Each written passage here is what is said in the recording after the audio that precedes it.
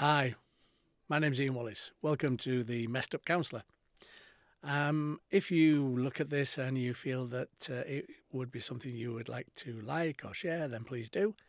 After all, you never know if somebody else that you know might want to understand what we're talking about today, because we're talking about children and parents and the communication between the two. So hopefully that'll be interesting. But I say, like and share, and then spread the word. Over the years, probably about 20 years now, I've worked in many different organisational processes with children and young people. Children's centres, schools, community clubs, those kind of things. And when I'm working with children, it never ceases to amaze me that their view of the world is not usually their parents' view of the world. And when parents come on to us and counsellors and therapists and say, would you work with my young person? Then most family therapists would say, yes, by all means, obviously, if they're qualified to do so. But I'd like to see the parents as well. And parents sometimes say, well, why do you want to see me? It's my son or daughter or grandson, granddaughter who is having the problem. And say, well, yeah, but the family system of which you are involved in has an effect on that young person. So we normally try and see the parents as well as the children. Sometimes the parents first, sometimes the children first. Depends on the situation and scenario. And the therapist, to be honest, the counsellor. But when I'm working with that process, it's amazing how many times the parents don't feel that they are having any effect on their child. And that's quite bizarre, really, as in with all things. Everybody that interacts with us has some kind of effect on us. That's the way it is. So as we're looking towards that process, it's trying to sometimes educate the parental figure or figures that say, well, it's my child that has the problem.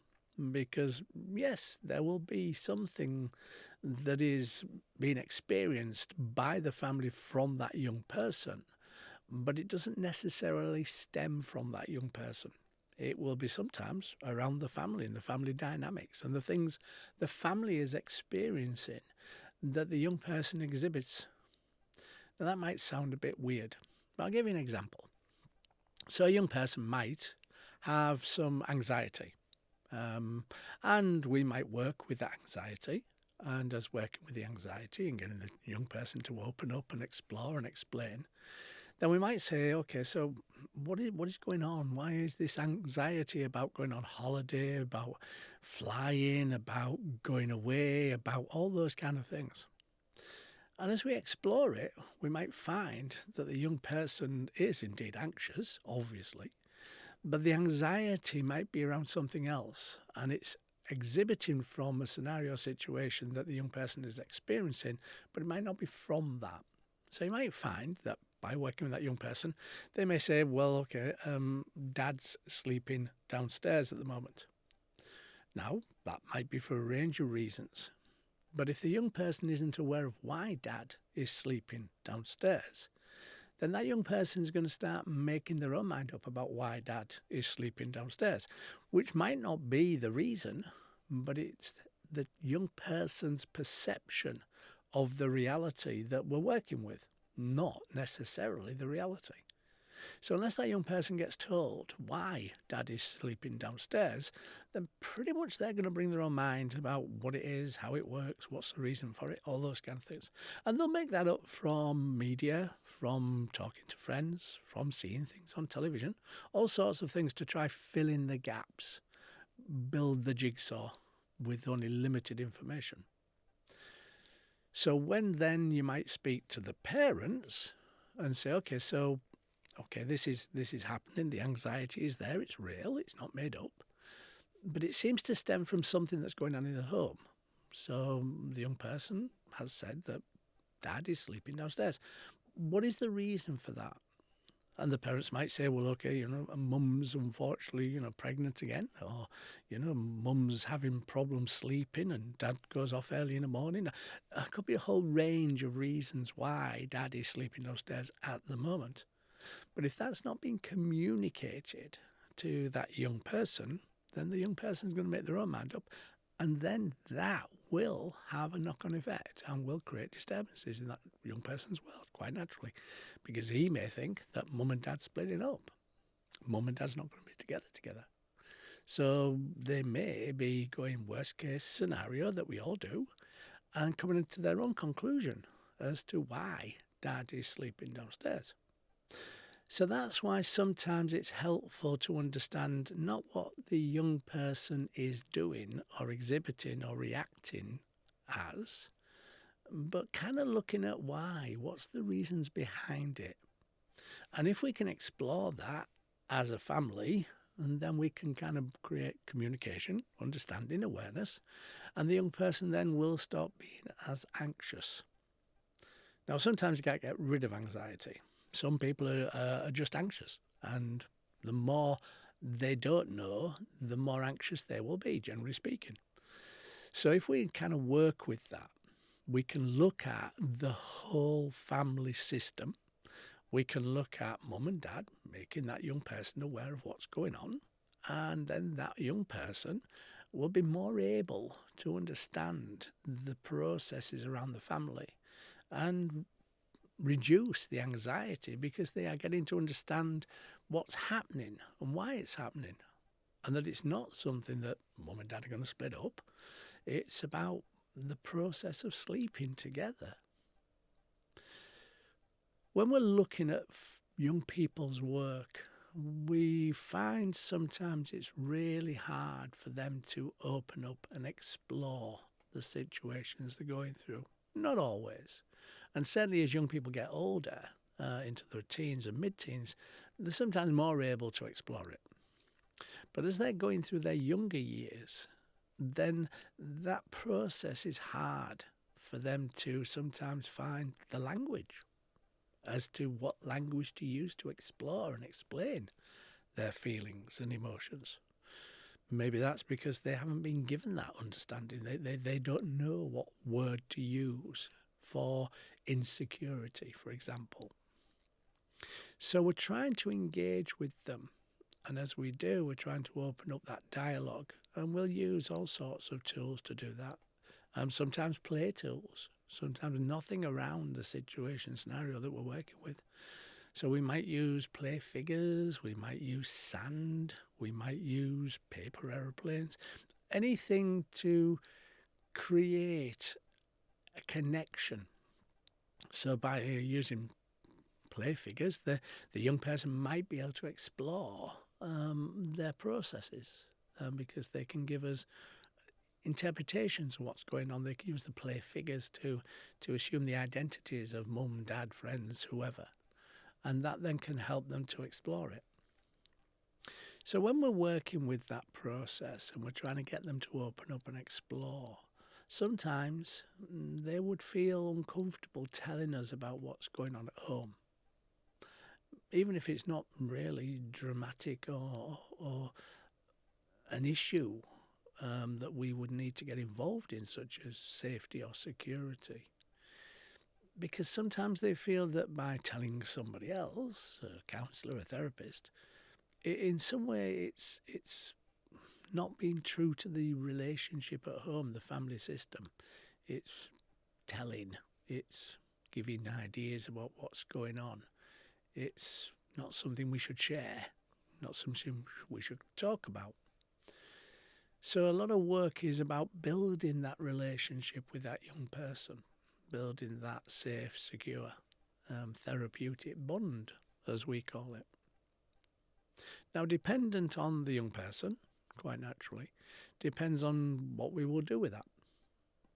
But once we open that up and have that dialogue and start that process of understanding, then hopefully we can start exploring their feelings, emotions in some way. When young people feel insecure, and they're making their own mind up about that, as I've said, that insecurity will come out in numerous different ways, depending on the young person and the way the young person works their world. So it might come out as anxiety, but not anxiety about the family. It could be anxiety about school, about friends, about anything really. It could result in that person isolating themselves going off into their own room, finding their own space, not connecting, not communicating with the family. It can produce anger, and anger is not abnormal. It's a normal human being's emotion. What we do with it makes it okay or not okay. But you might get anger outbursts, you might get throwing things, slamming things. You might get a process whereby they change their behaviour. They might have been very tidy and all of a sudden they become untidy. So you're looking for all these signs and signals of changes in behaviour that the young person is exhibiting. That's the first sign that something's wrong. They don't use words to explore their feelings usually. They will then use behaviour to explore their feelings. And sometimes that behaviour is really awkward. It's sometimes not allowed, not something that would be acceptable. But the young person, in a sense, is using the behaviour to shout the words. Now, that might seem a bit weird. But if you can imagine, if we don't have the words, how can we explore the words? So we're going to use our actions, our behaviour, to say how we feel. We all do that. Not young people. Predominantly everybody, I would imagine, does that in some way, shape or form, to a lesser or greater degree. So you're looking for changes in behaviour. You're looking for things that they didn't used to do and that they now are doing. And that's when we start, or should start, having conversations with them. But in order to have those conversations, in order to have that narrative, we can't just be direct. So if you say to any young person, or anybody really, are you okay? Chances are most people would say yes, just to get you off their backs, because they don't want to say what's really going on. So that's using a kind of a closed question, they call it, where you can only answer with a yes or no. So we use open questions. We use different ways of communicating. We use play, when we're playing with them, when we're playing games with them, when we're doing things, maybe doing the gardening, or when we're not looking eye contact direct at them, because that can be intimidating if we don't know what we're talking about, don't know what we're going to say. So we use different ways of communicating. We don't ask direct questions because you'll only get yes or no answers. You use open questions. So you might say, oh, okay, what's going on in your world today? Nothing. Okay. So you've been in your bed all day? Well, no, I've been up. Okay. So there has been something going on in your world today. Oh, yeah, I went to so-and-so's, I did this and I did that. Oh, okay. So what was it like at so-and-so's when you did this, when you did that? So you start using that kind of process of communication, and that will allow them to open up. Now, you can't do that when you're doing an awful lot of other jobs. So, if you're doing, if you're running here, running there, running everywhere, it's no good trying to open up that dialogue because you need time. Most people that I've spoken to, young people, have said that they don't want things. Parents buy them things, we buy them things. I bought my kids things. They want to have one-on-one time with that parent. They want to have one-on-one time with the family. They don't want that process of buying things or having things. Most young people have said to me that the only thing they want is spending time, kicking a football, going for a walk, having a coffee, whatever, depending on their age. So they're not looking for people to buy them things. They're looking for adults, for parental figures, to spend time with them, one-on-one. Now, most people don't have time nowadays. It's an unfortunate situation that we're all very, very busy. But I'll say to parents, well, you're finding time to talk to me today. We've planned it, we've diaried it. It's going to happen. So you've made it happen. You've moved things out of the way to make this become important. So we can find time. We are very busy, yes, absolutely. But we can find time. We can see things that create a process that sometimes feels out of control, feels I'm always running from here to there to everywhere. I'm doing out of school activities. I'm doing this, I'm doing that, I'm doing the other, which is true. But if you can find half an hour a week, one-on-one time, that's planned, that's diaried, that the young person knows going to happen and does happen, that can be extremely comfortable for that young person. It can show that they're important. You're making time for me. It can give them an idea that that space, that time is time when we can talk, we can share, we can have one-on-one processes. Most young people, when they see parents in some kind of dispute, arguments, not together, not being what they used to be, things have changed, very busy. Most young people go to worst case scenario, as we all do, and they make the things up in their head to understand that. They tend to try initially to mediate calmness, serenity, bring those two people back together, mum and dad. Young people usually see that it's their responsibility why things are going wrong, which may sound absolutely stupid, but it's not. It's what they say to me. I wish I could do this. I wish I could do that. They take responsibility for that disturbance, whatever it is.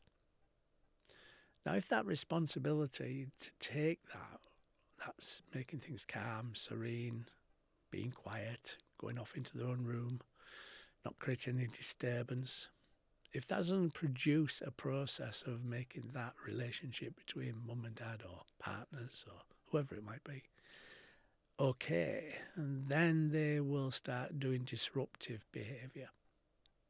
So when you see the disruptive behaviour, whatever that might be, that's not where it usually started. We usually have to look back maybe 8 months, a year, maybe a year and a half, to when the disturbance was going on, because that disturbance is creating it.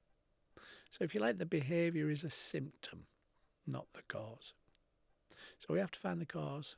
We have to find what's going on. So in the scenario that I was talking about with a young person that's anxious, that dad's sleeping downstairs, that might be something that doesn't exhibit the behaviour, and didn't in this case, for at least 8 months. Then the anxiety started, because it's not there and then, which we usually react to. We usually build things over a period of time, depending on how we work our world. So that process of young people saving the mum, the dad, the relationship, that process means that young person takes responsibility. Now, if they do that at an age that isn't really an age where they should be taking responsibility, then they grow up very quickly. They become more adult than child. And you'll see that with children who grow up in households where maybe one of the parents has had an illness, something that is long-term or debilitating or something like that, where the young person becomes the carer. And we see that often in family groups in society, certainly where there's only one parent, or a parent that stays home and a parent isn't there. So that responsibility makes them grow up. And that's not usually the best way for them to come into adulthood, with all that responsibility. Sometimes that can be helped, and I'm not blaming anybody here. I'm just looking at the interaction and reaction process to give awareness, really, in how it might be done differently. So when they're looking at that, being responsible for mum and dad, being responsible for the disturbance, whatever that is, that makes that young person the adult, the carer. It makes the adult the child, in a sense, because somebody has to be the adult to look after it. And then you don't have two adults. You have one person that is vulnerable and needs looking after, the parental figure, and the child becomes the adult. that in itself is done from a motivation of wanting to help, obviously. It's done from the right motivation, but it sometimes creates the wrong outcome. So when young people are going through that, they don't really have the knowledge, the awareness to cope with it. And so you will find that at some point there will be a reaction. And usually they hold it in for as long as they can. And eventually, as with all of us, it has to come out.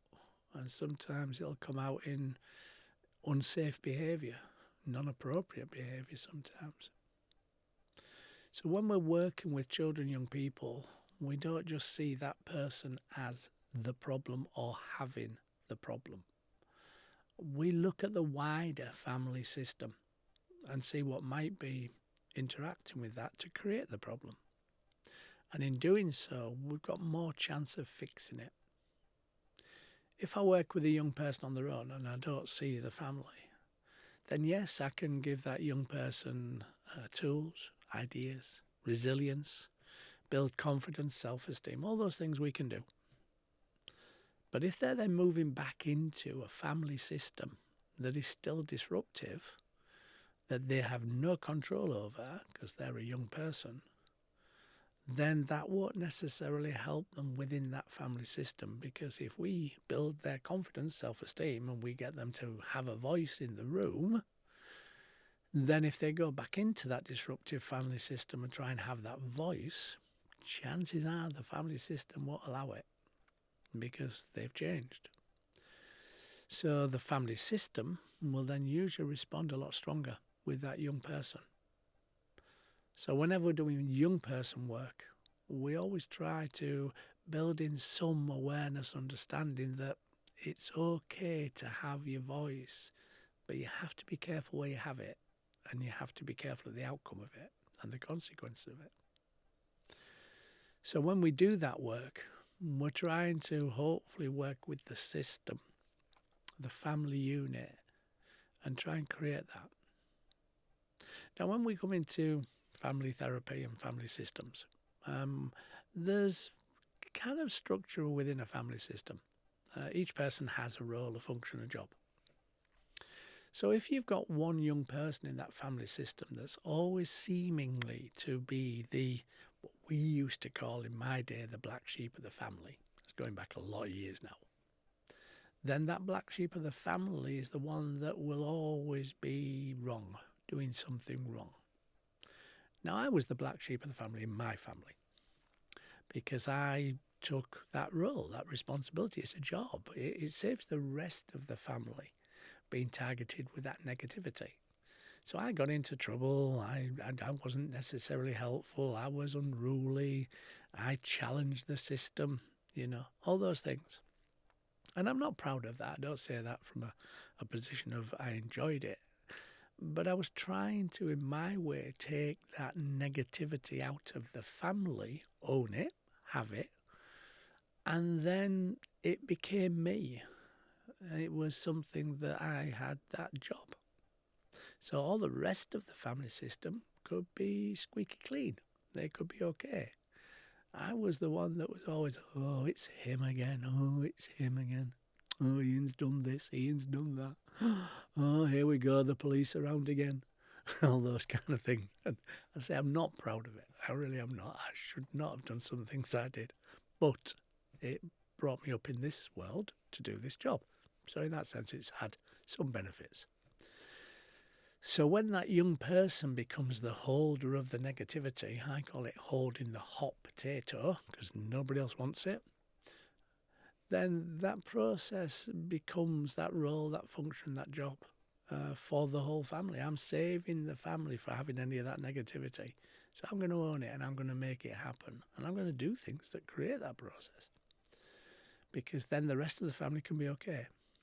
Now, that sounds a very strange concept, and it is in a sense, but it's a concept that I grew through, I understood, and until I became a counsellor, a therapist, 25 years ago now, I'd never explored those things.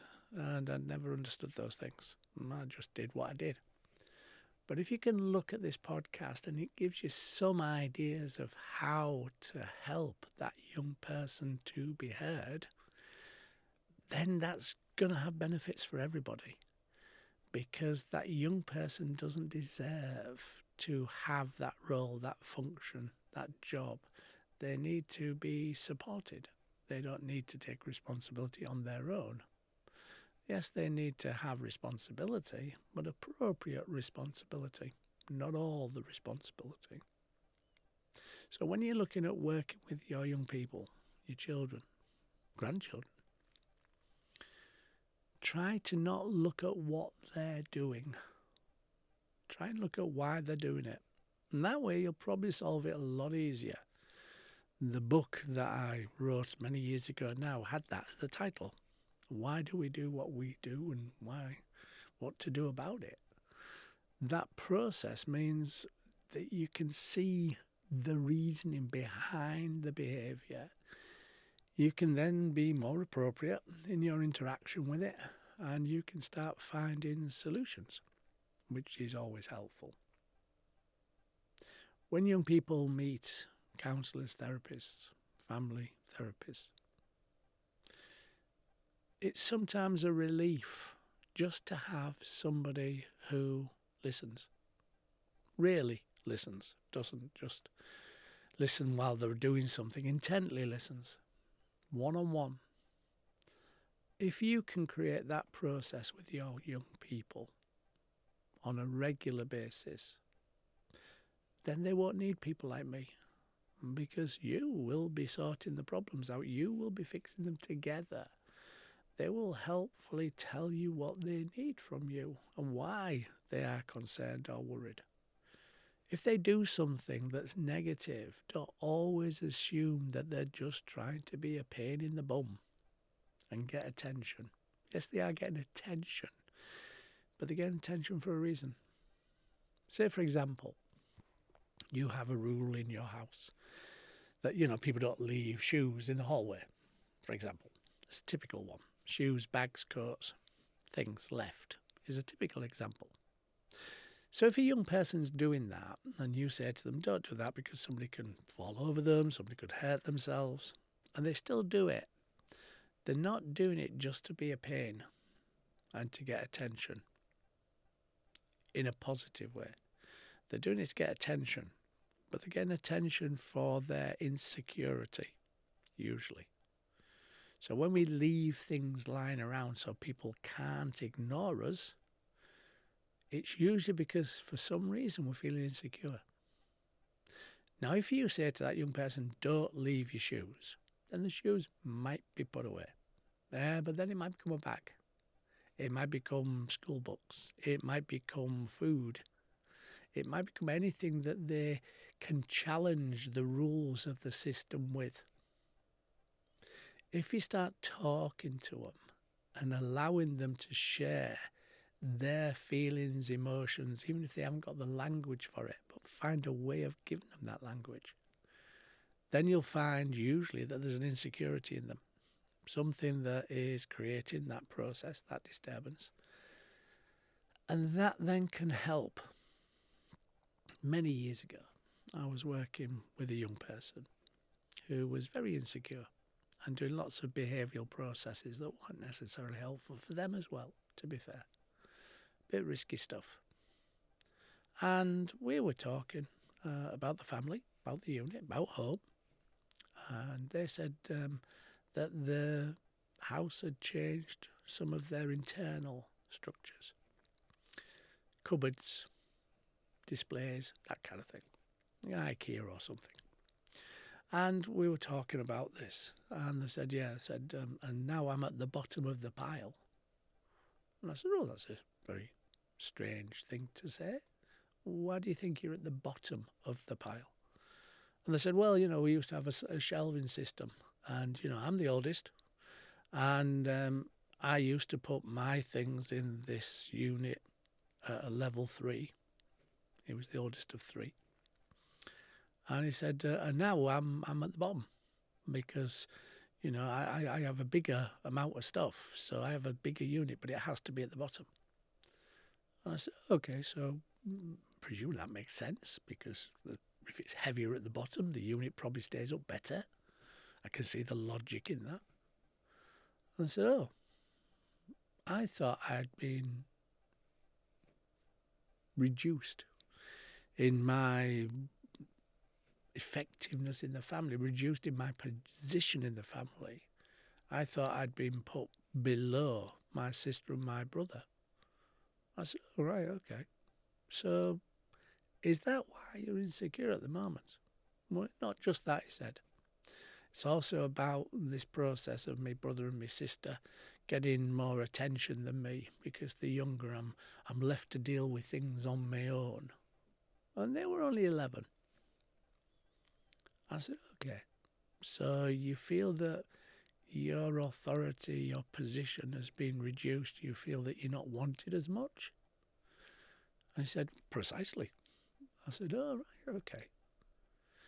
So when I got the parents in and we discussed this, obviously with that young person's approval, we don't go behind young people's backs. We don't talk to parents about anything the children tell us or the young people tell us. And I had that conversation. They said, well, we did that because that was the unit was made that way. It's a bigger unit at the bottom and they've got a bigger bag and more books. And yeah, okay, I get that. But what about this feeling that that young person doesn't feel as important in the family because more attention's been on the sister and the brother that are younger? Well, we just thought they were okay. We just thought they were getting on with their own thing. They were doing studying. They were up in the room and playing on the computer. I said, okay. So if we change some of those processes, if we make that young person feel more important, more connected, then that might change some of this insecurity. So we together, all the three of us, the young person and the parents, kind of put in place some process of diary time together, spending time together, and that then changed the dynamic. The young person's behaviour became a lot more easy to work with. Yes, there was the challenges because they were a teenager, and teenagers have challenges. But they were much more able to have conversations, negotiate, compromise, work around that process. So when you look at the behaviour of children, don't automatically assume and challenge that behaviour. Have a look and see why. What is the reasons for it? What's behind it? What are they reacting to? Because the behaviour is a reaction, and usually a subconscious reaction, to be fair. Well, most reactions are subconscious. They're based on emotions and feelings. So then if you work with that and be aware of it and understand it and explore it, then you as parents may be able to do something more effective. Hopefully. Hopefully that made sense. My name's Ian Wallace, the Messed Up Counsellor. Please like and share this because you never know who might need it. And if you've got any questions or any ideas or anything that you would like me to cover on the podcast, then please just drop me a line. Let me know. Thanks very much for your time. Take care.